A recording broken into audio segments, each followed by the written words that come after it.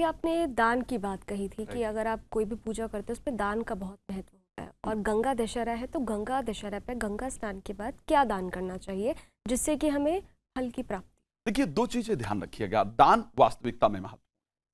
अगर परमात्मा ने आपको अच्छी बुद्धि दी है तो आप सौभाग्यशाली। परमात्मा ने इसलिए आपको अच्छी बुद्धि दी है। कभी भी पिता किसी पुत्र को ज्यादा बुद्धिमान समझ करके अगर कोई इंपॉर्टेंट काम सौंपता है तो उसका तात्पर्य यह नहीं होता कि वो पुत्र सिर्फ अपने लिए ही करेगा।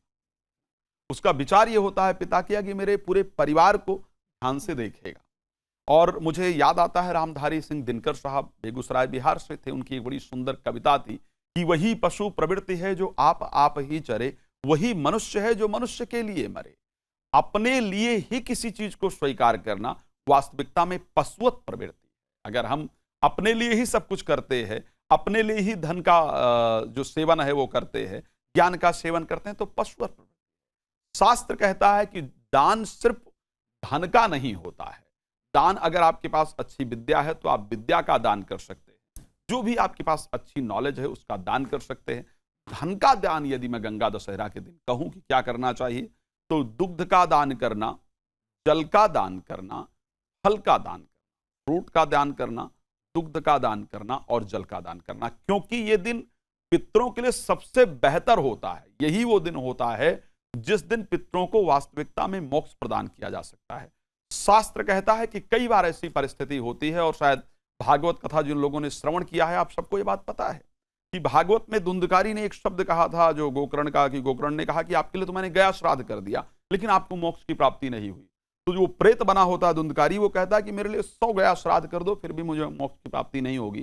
तो उसको भागवत श्रवण कराया गया। लेकिन अगर आप भागवत कराने की शक्ति आपके अंदर नहीं है, भागवत इत्यादि आजकल बहुत खर्चीला हो जाता है, तो अगर वो शक्ति आपके अंदर नहीं है तो गंगा दशहरा के दिन विशेष रूप से अपने पितरों का तर्पण करके, अपने पितरों के निमित्त दान करके उनको मोक्ष प्रदान किया जा सकता है। तो उस दिन आपको दुग्ध हो गया, फल हो गया और वस्त्र इत्यादि हो गया।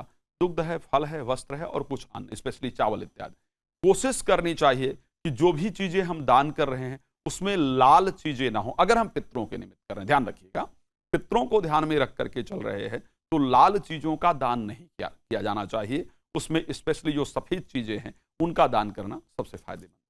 आचार्य जी, गंगा दशहरा पर कई लोग होते हैं जो गंगा स्नान करने नहीं जा पाते हैं। राइट। समय की कमी होती है और भी बहुत सारे कारण होते हैं। घर पे कैसे गंगा जल से स्नान करें गंगा दशहरा के दिन? सबसे पहले तो मैंने इस बात को लेकर के कहा कि शास्त्र ये बात कहता है, और वर्म वैवर्त पुराण इत्यादि कहते हैं। मैं जो भी शब्द कह रहा हूं वो मेरे अपने नहीं हैं। शास्त्रों में भगवान ने जिन शब्दों का वर्णन किया है मैं उन्हीं शब्दों को आप सब तक पहुंचाने का प्रयास कर रहा हूं। शास्त्र स्पष्ट रूप से यह शब्द कहता है कि गंगा दशहरा के दिन या बाकी भी दिन में यदि गंगा जी का सिर्फ स्मरण कर लिया जाए। आप एक चीज ध्यान रखिएगा, आदि गुरु शंकराचार्य ने मानस पूजन का वर्णन किया है जिसमें उन्होंने शरीर को ही ब्रह्म है इस प्रकार की परिस्थिति का बात किया है। यज्ञ भी, जब हम भोजन को भी एक प्रकार का यज्ञ कहा गया है, इसलिए प्राणाय स्वाहा, व्यानाय स्वाहा, अमानाय स्वाहा, मुदानाय स्वाहा भोजन करने से पहले पंचकवल की विधि है। तो जब आप भोजन भी करते हैं तो हम इस शरीर को परमात्मा मानते हैं और उस परमात्मा को हम इस मुख के माध्यम से आहुति दे रहे हैं। शास्त्र इसको मानता है।